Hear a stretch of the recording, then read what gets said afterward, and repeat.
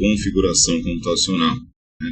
E nós estamos iniciando, né, ainda não terminamos a parte inicial de abordagem da placa-mãe, mas vamos relembrar porque tivemos aí uma pausa, né, passamos por um feriado, aquela coisa toda. Então, aqui está a placa-mãe, também conhecida tecnicamente por placa de circuito impresso, como nós mostramos para vocês na linha de produção da fábrica da Gigabyte em Taiwan. Chama-se placa de circuito impresso, né? Porque realmente ela tem aí a impressão de vários componentes numa máquina, né? E nós temos toda a parte de alimentação elétrica, né? Ou seja, os circuitos de alimentação dos dispositivos, né? Que funcionam enviando e recebendo dados, comunicação entre os componentes, mas que também recebe uma carga de eletricidade para que isso possa funcionar. É um dispositivo eletrônico, beleza? Então, aqui nós temos uma definição da placa-mãe, só para lembrar. Nós temos aqui uma imagem, né, da placa-mãe vista por trás, onde nós temos todas as trilhas da placa-mãe que fazem essa comunicação entre os dispositivos e os componentes que eu mencionei, né? Dependendo do modelo, dependendo do fabricante, pode ter entre 6 a 14 camadas de fibra de vidro, tudo bem? E, ó, repito, aqui nessa fonte que eu pesquisei aqui no Clube do Hardware, tá? Mas nós temos fabricantes que podem colocar um pouco mais e alguns que podem colocar um pouco menos, tudo bem? Aí depende, nós temos placas linha de entrada, placas intermediária e placas para alta performance. E aí, enfim, a coisa muda um pouquinho. Bom, descendo aqui, ó, lembrando também, nós já exibimos para vocês esse vídeo da linha de produção da Gigabyte em Taiwan. Né, para quem não viu, acesse aqui e revejam depois. E vamos ao ponto aqui, ó, algo que nós comentamos talvez superficialmente, que vale a pena relembrar, né? Tipos de placa-mãe. Nós temos vários tipos de placa-mãe, existem tecnologias que a diferem, né? Nós podemos classificar de algumas maneiras. Temos a placa-mãe, as classificações aqui pela composição da placa, uma terminologia mais antiga, placa on-board e placa off-board, né? Eu acho que talvez quem está adentrando no curso, entrando na área tecnológica agora e não conhecia, né, esses termos, hoje em dia é algo que perde um pouquinho o sentido. Mas vamos lá, o que seria uma placa on-board? O que seria uma placa-mãe on-board? É aquela que já vem de fábrica com alguns recursos embutidos a bordo, né? Daí a expressão on-board, traduzindo de forma literal, a bordo. E geralmente essas funcionalidades que já vinham de fábrica na placa, né, incluídas, embutidas, né, elas se resumiam, por exemplo, a placa de vídeo, né, o controle de vídeo, não era bem uma placa, mas o controlador de vídeo.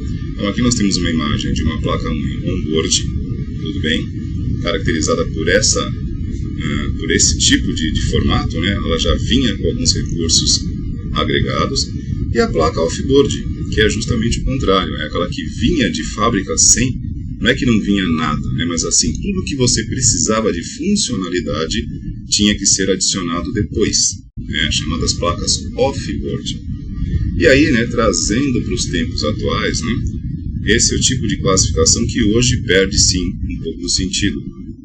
Todo fabricante de placa-mãe, quando disponibiliza no mercado um modelo, seja ele linha de entrada, né, do mais simples, intermediária ou uma placa de alta performance, todos, sem restrição, já inclui pelo menos controlador de áudio e vídeo e controlador de rede. Então, se formos levar ao pé da letra, hoje em dia não existe mais o conceito de off-board, mas isso cabe discussão.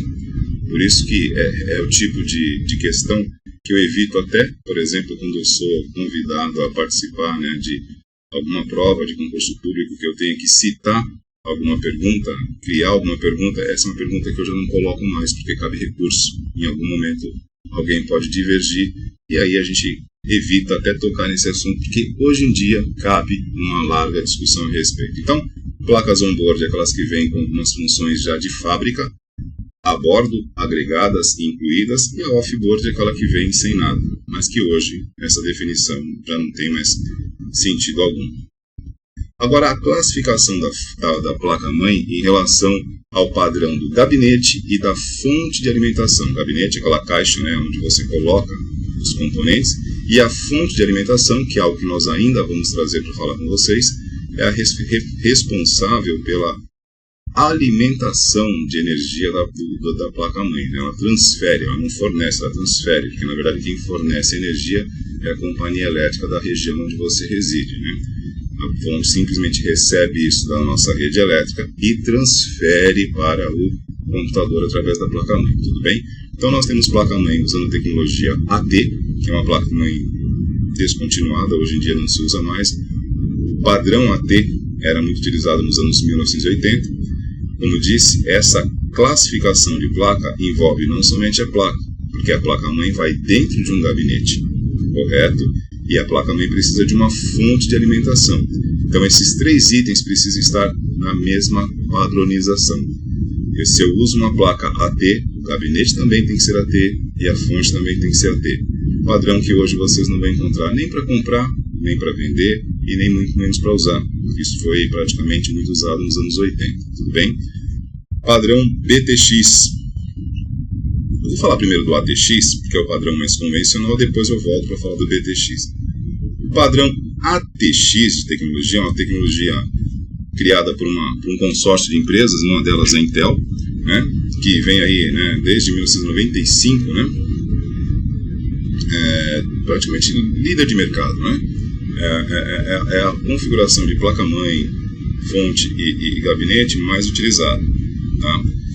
Ela tem como característica principal em relação à AT um melhor aproveitamento elétrico, uma menor quantidade de fios conectados à placa-mãe, e isso gera, né, menos campo eletromagnético e também outras funcionalidades, alguns recursos, algumas melhorias na placa, porque você consegue, com uma quantidade menor de fios, gerar menos campo eletromagnético e também aproveitar melhor a energia. A tecnologia ATX, por exemplo, tornou possível o desligamento do computador através do sistema operacional, sem você precisar pressionar o botão de ligar e desligar do gabinete. Através da tecnologia ATX, o sistema operacional, no caso Windows ou qualquer outro sistema operacional, ao solicitar para desligar, ele entra em contato direto com a parte de fornecimento de energia e, além de retirar, né, todos os processos que estejam em execução, ele vai desligando e praticamente retira, corta o fornecimento de energia elétrica para a placa-mãe. Isso a tecnologia ATX tornou possível, tudo bem? E a tecnologia BTX, voltando um pouquinho aqui, que acabei pulando ela foi lançada buscando, né, uma otimização também, uma melhora em relação a BTX, em relação ao ATX, tanto é que a tecnologia estendida balanceada, né? Visualmente ela se mostra bem diferente, porque geralmente esse tipo de placa-mãe, fonte e gabinete, eles têm praticamente uma inversão de lado, né? A fonte nesse tipo de configuração aqui fica do lado oposto à placa-mãe AT, tudo bem? Porém, né, ela veio com essa tendência de inovar, né, buscando até uma melhoria no consumo, mas o mercado tecnológico de fato não abraçou essa tecnologia, né? Tanto é que em 2006, por volta de 2006, esse padrão também deixou de ser produzido. Mas a gente ainda encontra assim no mercado algumas fontes BTX e também algumas placas-mães BTX, mas não é muito comum você comprar, né? Você ainda encontra por aí, mas não é uma coisa que o mercado absorveu bem. Descendo um pouco mais, nós temos aqui o padrão EATX, MicroATX e MiniATX. Antes de falar o que é, eu vou mostrar uma imagem, que aí a gente usa aquele bom e velho conceito, né, de que uma imagem vale mais do que 1000 palavras. Então aqui eu tenho placa-mãe EATX, que é a placa ATX no formato estendido. Por que estendido? Porque ela é maior. E por que ela é maior? Porque ela permite que eu instale mais componentes, no caso aqui mais memória, né? Pela imagem aqui vocês conseguem observar, tem o soquete aqui do lado, os slots de memória. Percebam, né, que o padrão EATX eu tenho slots de memória, que é o local onde nós conectamos e instalamos memória dos dois lados, do lado direito e do lado esquerdo do soquete.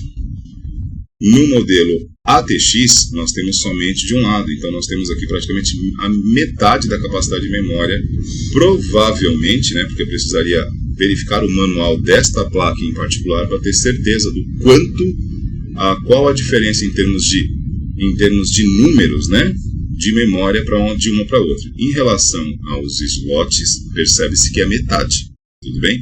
No demais aqui, parece iguais, tudo bem? Mas tamanho Por ser uma placa-mãe maior, obviamente, ela também demandaria um gabinete proporcional, um pouco maior. Né? Aqui a placa ATX, como nós mencionamos, ela diminui a quantidade de memórias, acaba tendo um espaço, um tamanho menor. Né? A placa micro ATX, que ela já recebe aí, já acaba possuindo, né, uma disposição física menor, ou seja, ela vai ser utilizada num gabinete menor.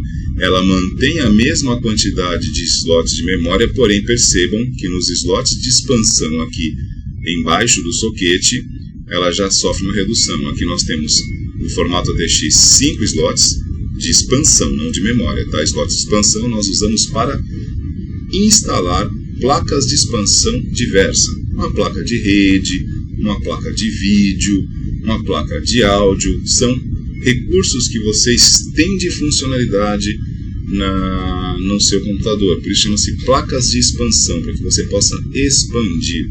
Diferente do slot de memória, que serve para colocar apenas memória RAM, os slots de expansão têm a função de permitir tornar possível a instalação e utilização de placas de expansão, das mais variadas, desde que compatíveis com a tecnologia que está disponível aqui. Beleza?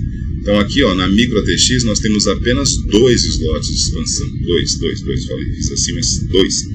Aqui nós temos 5. E no mini ATX nós temos apenas 2 slots de memória RAM e apenas um slot de expansão. À medida que ela vai diminuindo de tamanho, por uma questão até, né, de composição física, né, e de disposição física, ela não vai permitir que seja instalado a mesma quantidade de componentes.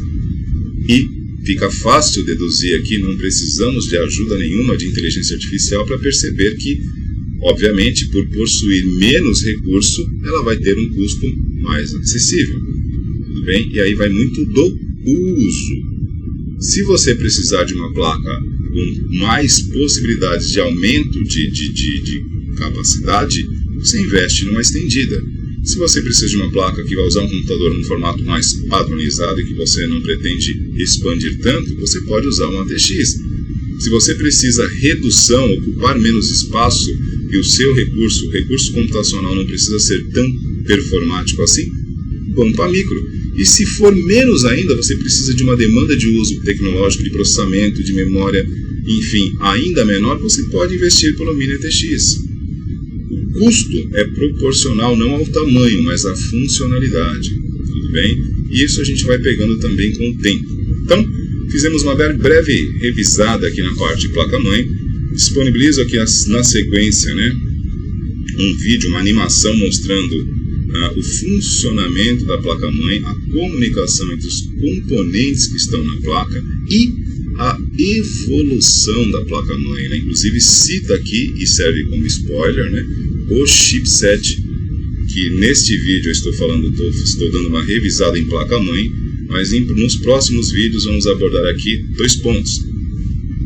Chipset, que é importante falar sobre chipset, e depois um outro vídeo para falarmos de memória. Tudo bem? Então fica aqui a sugestão para quem quiser conhecer um pouquinho mais sobre placa-mãe, esse vídeo mostrando uma animação gráfica sobre o funcionamento e a evolução dela.